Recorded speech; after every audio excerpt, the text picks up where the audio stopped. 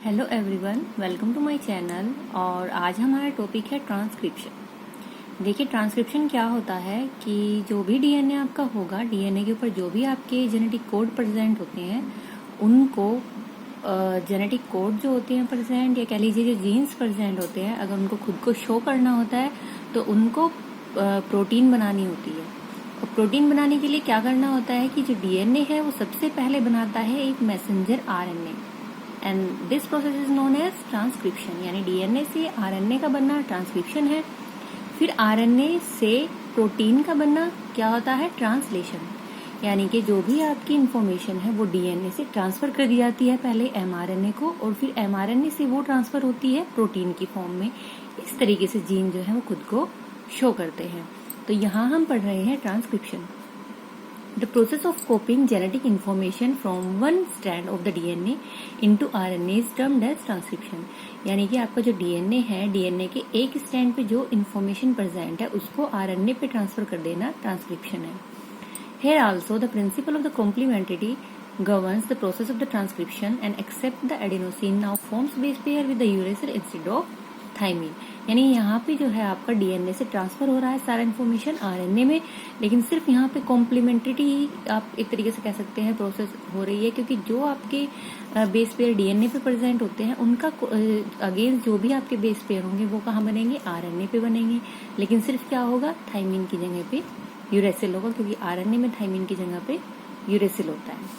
However, unlike the process of the replication which once set in the total DNA of an organism gets duplicate, यानी कि जब आपकी replication की process होती थी तो वहां पे जब एक बार स्टार्ट हो जाना था और उसके बाद डीएनए की पूरी कॉपी हो जाती थी।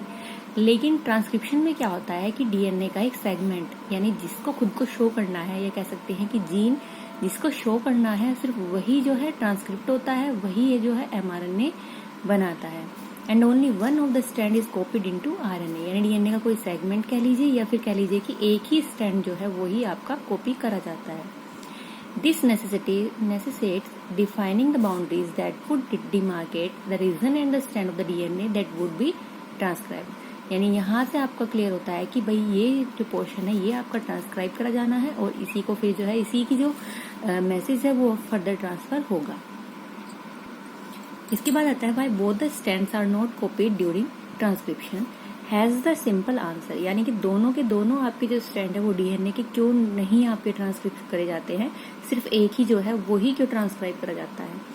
पहला इसका रीजन है if both strand act as a template. अगर दोनों ही टेम्पलेट की तरह काम करेंगे, टेम्पलेट मीन्स सांचे की तरह काम करेंगे, दे वुड कोड और RNA molecule with different sequence. यानी दोनों के सीक्वेंस क्या होंगे? अलग आएंगे। मान लीजिए सपोज कीजिए डीएनए में दो स्ट्रैंड है, ये अलग आरएनए बनाएगा सीक्वेंस का, और ये अलग आरएनए बनाएगा। जो आरएनए अब बनेंगे, दो तरह के आपके आरएनए बन करके तैयार हुए, तो वो दो ही तरह की क्या बनाएंगे? प्रोटीन बनाएंगे। In turn they code for protein sequence of amino acid in the protein would be different. यानी जो भी वो प्रोटीन बनाएंगे तो प्रोटीन भी क्या होंगी? डिफरेंट होंगी। Hence one segment of the DNA would be coding for two different protein. तो यहाँ से क्या हो जाएगा? आपका डीएनए जो होगा वो दो तरह की प्रोटीन बना के तैयार कर लेगा, और इस वजह से क्या होगा? कॉम्प्लिकेट हो जाएगी आपकी जेनेटिक इन्फॉर्मेशन को ट्रांसफर करना। सेकेंड रीजन क्या है? देखिए, एक रीजन तो ये होगा कि दो तरह की प्रोटीन बन जाएंगी, जिस वजह से मुश्किल होगी आपकी जेनेटिक इन्फॉर्मेशन को ट्रांसफर करना। दूसरा क्या होगा कि जब आपके ऐसा हो सकता है कभी कभी कि दोनों स्ट्रैंड जो है एक साथ साइमल्टेनियसली, मतलब एक साथ इधर भी एमआरएनए बन रहा है और दूसरे स्ट्रैंड भी एमआरएनए बना रहा है, तो दोनों एमआरएनए क्या होंगे? एक दूसरे के कॉम्प्लीमेंट्री होंगे, और वो मिलकर के एक डबल स्ट्रैंडेड आरएनए बना लेंगे। This would prevent the RNA from being translated into protein. तो इस वजह से क्या होगा? जब डबल स्ट्रैंडेड आरएनए बनेगा तो उस वजह से क्या होगा? प्रोटीन नहीं बनेगी, क्योंकि डबल स्ट्रैंडेड आरएनए प्रोटीन नहीं बनाएगा। And the exercise of transcription would become a futile one. तो इससे क्या होगा? ट्रांसक्रिप्शन जो होगा वो उसका कोई जो है मतलब नहीं रह जाएगा। इसके बाद आता है आपका ट्रांसक्रिप्शन यूनिट। यानी ट्रांसक्रिप्शन के लिए क्या क्या चीजें जरूरी हैं और क्या क्या उसके लिए जरूरत पड़ती है। तो सबसे पहले क्या होता है कि डीएनए में एक आपका क्या होना चाहिए? प्रमोटर होना चाहिए। एक क्या होना चाहिए? स्ट्रक्चरल जीन होना चाहिए। और एक क्या होना चाहिए? Terminator.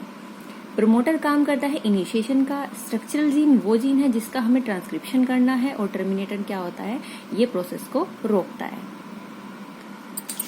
There is a convention in the defining the two strand of DNA in a structural gene of a transcription unit, and since the two strand have opposite polarity, the DNA dependent RNA polymerase also catalyze the polymerization in only one direction. तो देखिए यहाँ पे आपका जो enzyme use होगा वो use होगा RNA polymerase, और ये हम पहले भी पढ़ चुके हैं कि जो आरएनए पोलीमरेज होता है उसकी जो पोलीमराइजेशन करने की जो पावर है वो किस तरफ होती है, 5' to 3'। And the strand that has the polarity 3' to 5' act as a template. तो हम कह सकते हैं कि जो भी आपकी पोलैरिटी 3' to 5' वाला आपका जो स्ट्रैंड है वो टेम्पलेट की तरह काम करेगा, और उस पर करने वाला आरएनए पोलीमरेज जो वर्क करेगा वो 5' to 3' करेगा, and is referred to as the template strand. तो यहाँ पे कंफ्यूजन की बात नहीं है, यहाँ से आपको क्लियर करना है कि जो 3' to 5' एंड है वो टेम्पलेट की तरह काम करेगा, उस पर जो कोड है वही हमें ट्रांसक्रिप्ट करने हैं, और जो आरएनए पोलीमरेज है वो वर्क कर रहा है 5' to 3'।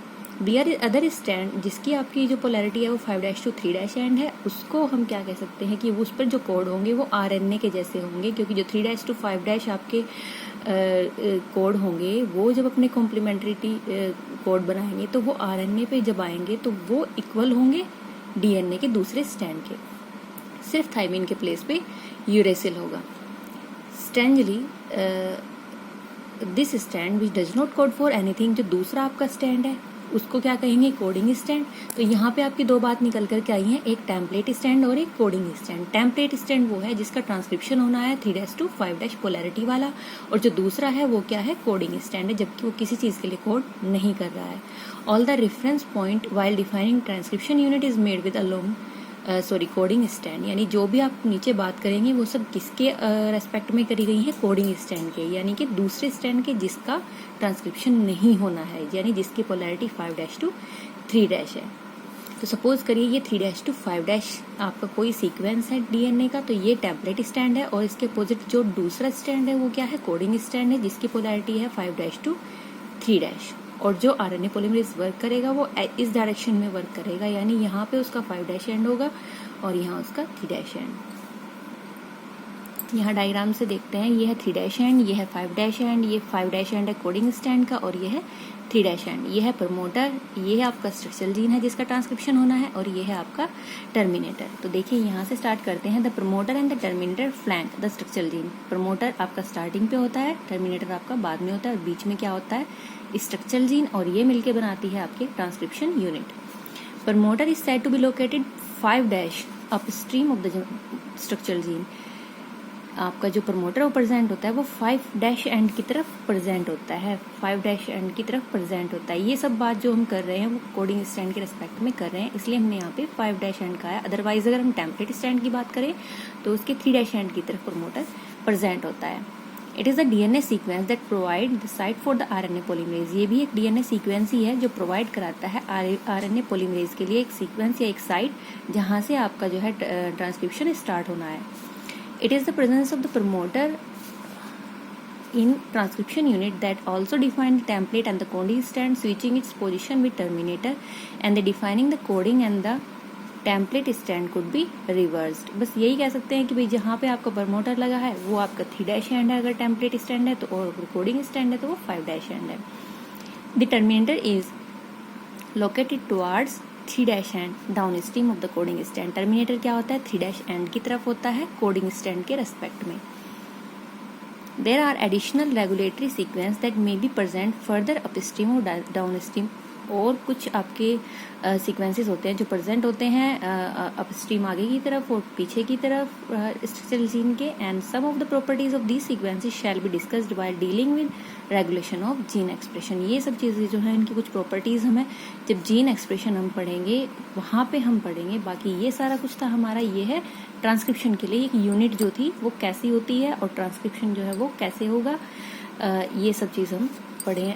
हमने इसमें पढ़ी है कि प्रमोटर कहाँ पे होता है और आपका स्ट्रक्चरल जीन वो जीन होता है जिसका ट्रांसक्रिप्शन करना है, और लास्ट में आपका क्या होता है, टर्मिनेटर होता है जहाँ पे जाके ये सारी प्रोसेस रुक जाती है। तो ये थी हमारी आज की वीडियो। अगर वीडियो बेनिफिशियल लगी है तो चैनल को सब्सक्राइब कीजिए। Thanks for watching.